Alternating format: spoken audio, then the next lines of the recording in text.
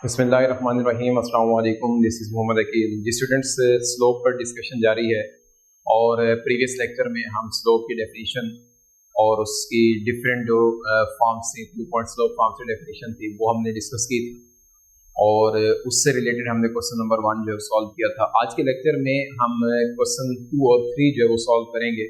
वो भी इसी स्लोप से रिलेटेड ही है। वो कहते हैं कि bye means of slopes, means slopes की मदद से हमें ये शो करना है कि ये जो पॉइंट्स गिवन है ना, 3 पॉइंट्स, ये तीनों के तीनों जो है वो एक ही लाइन के ऊपर लाई करते हो, एक ही लाइन पर मौजूद हैं। तो स्टूडेंट्स देखिए, इस सवाल को हल करने से पहले मैं आपको बता दूं कि अगर 3 या 3 से ज्यादा पॉइंट्स एक ही लाइन पे लाई करते हैं तो उनको हम कहते होते हैं कोलिनियर पॉइंट्स, यानी कि ऐसे पॉइंट्स जो किसी एक ही स्ट्रेट लाइन के ऊपर मौजूद है। लेट्स सपोज यहाँ पर ना वो हम पॉइंट्स कह देते हैं कि एक बी, ए, बी एंड सी, ये 3 पॉइंट्स हैं। अब ये तीनों पॉइंट्स अगर एक ही लाइन पर लाई करते हैं तो इनको पॉइंट्स को कहते होते हैं कोलिनियर पॉइंट्स। और स्लोप्स की फॉर्म में अगर कोई पॉइंट 3 आपको गिवन हो और ये चेक करना हो कि क्या वो कोलिनियर है या नहीं है, तो हम क्या करेंगे, एक पॉइंट से दूसरे तक का स्लोप फाइंड करेंगे, means slope of A B find करेंगे और स्लोप ऑफ बी सी जो है ये फाइंड करेंगे। अगर इन दोनों के स्लोप आपस में इक्वल आ जाते हैं तो हम कहते हैं कि वो तीनों पॉइंट्स जो है वो एक ही लाइन पर मौजूद हैं, मतलब वो कोलिनियर पॉइंट्स हैं। और इसके बाद स्लोप की हमने डेफिनेशन भी की थी प्रीवियस लेक्चर में कि y2 minus y1 over x2 minus x1, या इसका फार्मूला ये भी लिखा जा सकता है y1 minus y2 over x1 minus x2। जी स्टूडेंट्स, ये स्लोप का फार्मूला है और ये उसकी कंडीशन है जब वो 3 पॉइंट्स एक ही लाइन के ऊपर लाई करते हैं। तो हमें यही काम यहाँ पर करना है कि अगर इन दोनों का ए से बी स्लोप और बी से सी स्लोप आ जाता है आपस में इक्वल, तो हम कह सकते हैं कि वो तीनों पॉइंट्स कोलिनियर है, मतलब एक ही लाइन पर लाई करते हैं। तो यहाँ पर हम फाइंड कर लेंगे सबसे पहले स्लोप ऑफ ए बी, जो कि ए बी का मतलब इसके ऑर्डिनेट में से पहले वाले का ऑर्डिनेट का माइनस करेंगे तो ये आ जाएगा 5 माइनस माइनस 3 ओवर एब्सिसा में से एब्सिसा को माइनस करेंगे तो ये आ जाएगा 5 plus 3 over 1 plus 1 which is equal to 8/2। और जब इसको हम सिंप्लीफाई करते हैं तो ए बी का जो स्लोप आ गया है हमारे पास, स्लोप ऑफ ए बी ये आ चुका है 4। इसी तरह हमें अब क्या फाइंड करना है, यहाँ पर स्लोप ऑफ बी सी जो है ये फाइंड करना है। फार्मूला वही लगेगा सेम। तो बी सी का स्लोप है, अब बी और सी 9 माइनस 5 इन न्यूमरेटर और डिनोमिनेटर में क्या आ जाएगा 2 माइनस 1, न्यूमरेटर में 4 बच गया, ओवर में 1, ओवर में हम 1 लगाते नहीं होते, तो इसका स्लोप भी क्या आ चुका है, स्लोप ऑफ बी सी भी हमें फाइंड हो चुका कि ये 4 है। तो यहाँ पर अब देखिए, हमने कहा था कि अगर इन दोनों का स्लोप इक्वल आ जाता है तो हम कह सकते हैं कि वो तीनों पॉइंट्स हैं वो एक ही लाइन पर लाई करते हैं। तो यहाँ पर हम लिखेंगे as slope of A B equal to slope of B C, so the points A, B and C lies on same line। जी स्टूडेंट्स, ये था इसका फर्स्ट पार्ट और इसके टोटल 4 पार्ट्स हैं और बाकी सब में वो यही आपसे पूछना चाह रहे हैं कि वो पॉइंट्स एक ही लाइन के ऊपर लाई करते हैं या नहीं करते। जी स्टूडेंट्स, दूसरे पार्ट में वो कहता है कि P पॉइंट है हमारे पास जिसके कोऑर्डिनेट से 4 माइनस 5, Q पॉइंट है जिसके कोऑर्डिनेट से 7, 5 एंड R है जिसके कोऑर्डिनेट से 10 एंड 15। हमें वही काम करना है कि इसको चेक करना है कि क्या ये एक ही लाइन पर लाई करेंगे या नहीं करेंगे। तो हम पहले P से Q स्लोप फाइंड करेंगे, फिर Q से R फाइंड करेंगे। अगर ये इक्वल आ गया तो हम कहेंगे कि ये एक ही लाइन पर लाई करते हैं। तो P Q स्लोप है, सेम वही क्वेश्चन है, 5 माइनस माइनस 5 ओवर 7 माइनस 4, तो ये आ जाएगा 5 plus 5 over 3 which is equal to 10 over 3। ये हमारे पास पहला स्लोप जो है ये पी क्यू का फाइंड हो चुका है।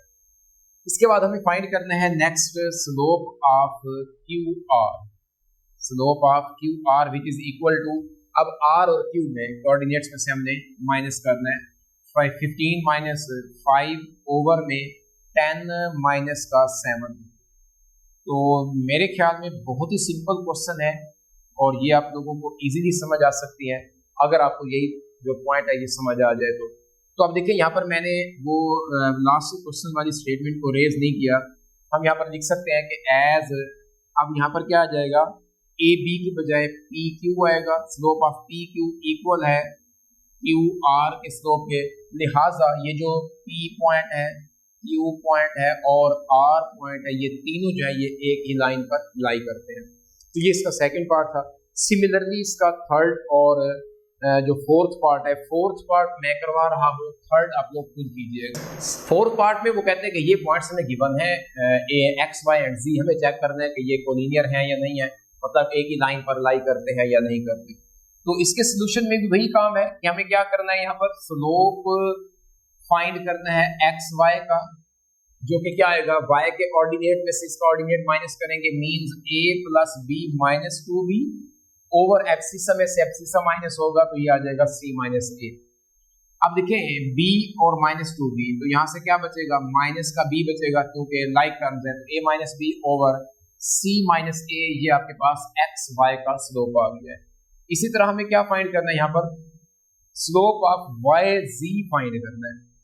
तो वाई जी में भी यही होगा कि 2a minus, first of all हमारे पास क्या आ जाएगा, यहाँ से a प्लस b, इसके ऑर्डिनेट में से इसका ऑर्डिनेट हमने माइनस कर दिया, ओवर में माइनस के बाद ये दो टर्म थी, इस वजह से मैंने यहाँ पर ब्रैकेट लगाई है। ये ख्याल किया करें अगर दो या दो से ज्यादा टर्म्स हो और बाहर माइनस आ रहा हो तो ब्रैकेट का यूज किया करें, क्योंकि साइन चेंज करने पर अगर आप लोग साइन चेंज ना करेंगे तो सवाल गलत हो जाएगा। तो एब्सिसा ऑर्डिनेट में से ऑर्डिनेट माइनस किया, एब्सिसा में से एब्सिसा को माइनस कर देंगे। 2c माइनस a पहले दूसरे पॉइंट का एब्सिसा और c जो फर्स्ट पॉइंट का। तो यहाँ से देखिए हमारे पास 2a, बाहर माइनस है अंदर साइन, दोनों टर्म्स के चेंज हो जाएंगे। 2c माइनस a, बट मैं यहाँ पर डायरेक्ट लिख रहा हूँ कि 2c माइनस c क्या आ जाएगा हमारे पास, c minus a as it is. अब न्यूमरेटर में देखें 2a में से a माइनस करें तो a बचेगा और माइनस का यहाँ पर आ जाएगा b, और ओवर में भी क्या आ जाएगा, c माइनस a। ये हमारे पास सेकंड स्लोप है y और z का। तो यहाँ पर हम यही बात लिखेंगे कि एज, अब p q की बजाय क्या आ जाएगा, slope of x y is equal to slope of y z। So the points, अब p q एंड r की जगह हमारे पास पॉइंट्स कौन से आ गए, x y and z lies on the same line. जी स्टूडेंट्स, क्वेश्चन 3 में वो कहता है कि k हमें फाइंड करना है, जबकि इस a और b पॉइंट को ज्वाइन करने से जो लाइन बनती है वो, और c और d दो पॉइंट को ज्वाइन करने पर जो लाइन बनेगी वो आपस में अगर पैरेलल हो तब हमें k फाइंड करना है, और अगर इनको ज्वाइन करने से बनने वाली दो लाइंस आपस में परपेंडिकुलर हो तब भी हमें k फाइंड करना है। तो दो केसेस यहाँ पर वो डिस्कस कर रहे हैं। वो कहता है कि पैरेलल केस में भी हमें यहाँ से k को फाइंड आउट करना है और परपेंडिकुलर के केस में भी हमें k फाइंड करना है। तो देखिए हमने प्रीवियस लेक्चर में कहा था कि जब भी दो लाइंस आपस में पैरेलल होती है ना, तो उनके जो दो स्लोप होते हैं ना, उन दोनों लाइंस के वो आपस में इक्वल होते हैं, और अगर दो लाइंस परपेंडिकुलर होती हैं तो उनके स्लोप का जो प्रोडक्ट होता है वो -1 के इक्वल होता है। हमने इन्हीं दो केसेस को ही सामने रखते हुए कि पैरेलल और परपेंडिकुलर के केस से हमें यहाँ से k फाइंड करना है। तो देखिए दोनों केसेस के लिए हमें उनका स्लोप ही फाइंड करना होगा ना first of all.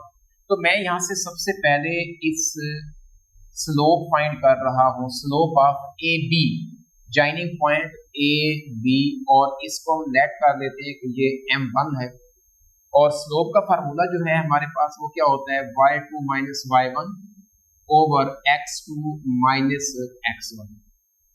Ji students, तो m1 जो आएगा हमारे पास, अब y2 जो है मतलब b का जो ऑर्डिनेट है इसको y2 हम रिप्रेजेंट करते हैं, ये आ जाएगा -6, और y1 है हमारे पास 3 आ जाएगा, ओवर में एब्सिसा में से एब्सिसा को माइनस करेंगे तो k -7 आ जाएगा।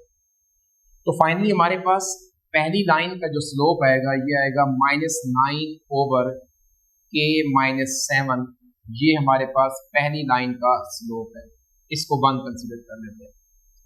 अब सेकेंड नंबर पे हम क्या करेंगे, दूसरी लाइन से जो बी सी और डी को ज्वाइन करने से बन रही है, हम इसका स्लोप फाइंड करेंगे। Slope of line C D, इसको रिप्रेजेंट कर लेते हैं हम m2 से, फार्मूला वही लगेगा y2 माइनस y1।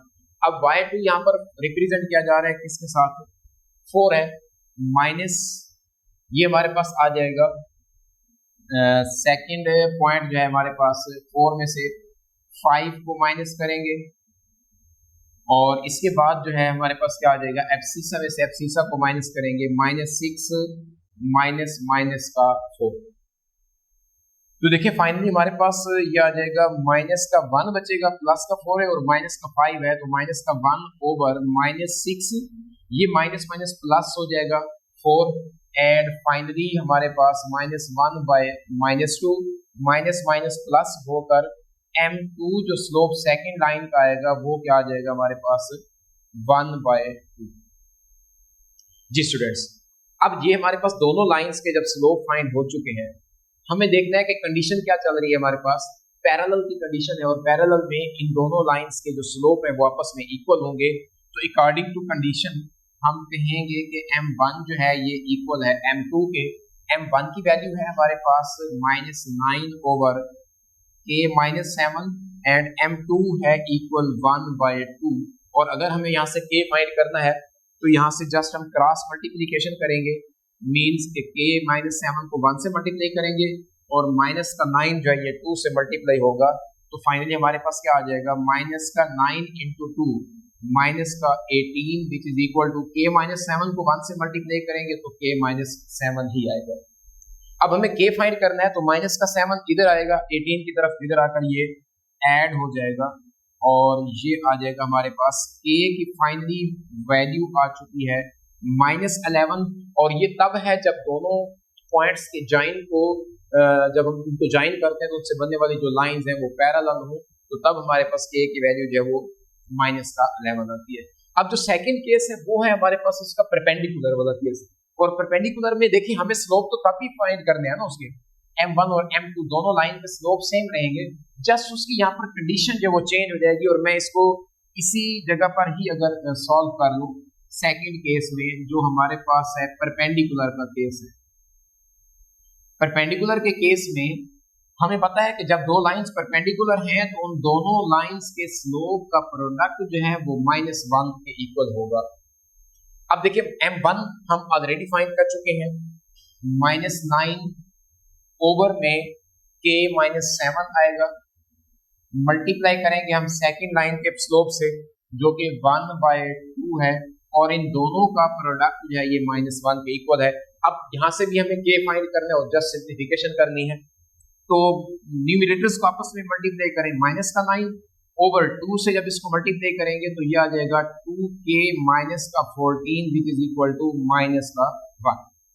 जी स्टूडेंट्स, अब k फाइंड करना है, इधर k वाली टर्म डिवाइड हो रही है, इसको -1 की तरफ ले आएंगे तो मल्टीप्लाई हो जाएगी, और ये जब इधर आएगी मल्टीप्लाई होगी तो -1 से मल्टीप्लाई हो रही है, और 1 से मल्टीप्लिकेशन पर और चेंज नहीं आएगा, माइनस का होने की वजह से इन दोनों के साइन जो है वो चेंज हो जाएंगे। तो माइनस का 9 एज इट इज, -1 से जब 2k मल्टीप्लाई होगा तो माइनस का 2k आ जाएगा और 14 प्लस का। अब मुझे k की वैल्यू चाहिए तो 2k को इस साइड पे ले आते हैं इक्वेशन के और 9 को उधर ले जाते हैं, तो ये आ जाएगा हमारे पास 2k which is equal to 14 plus 9। तो फाइनली हमारे पास इसका जो सोल्यूशन आने वाला है 14 प्लस 9 ये आ जाएगा 23, एंड यहाँ से k की वैल्यू जो है ये है 23/2। ये फाइनल परपेंडिकुलर के केस में हमारे पास वैल्यू है जो कि k की। तो ये था हमारा क्वेश्चन नंबर 2 और 3 जो कि हमने इस लेक्चर में कंप्लीट किया है। उम्मीद है कि आपको ये क्वेश्चन समझ आए होंगे। फिर भी अगर किसी का कोई क्वेश्चन हो तो जरूर पूछिएगा। नेक्स्ट लेक्चर के लिए दोबारा इसी चैनल पर मुलाकात होगी। तब तक के लिए अल्लाह।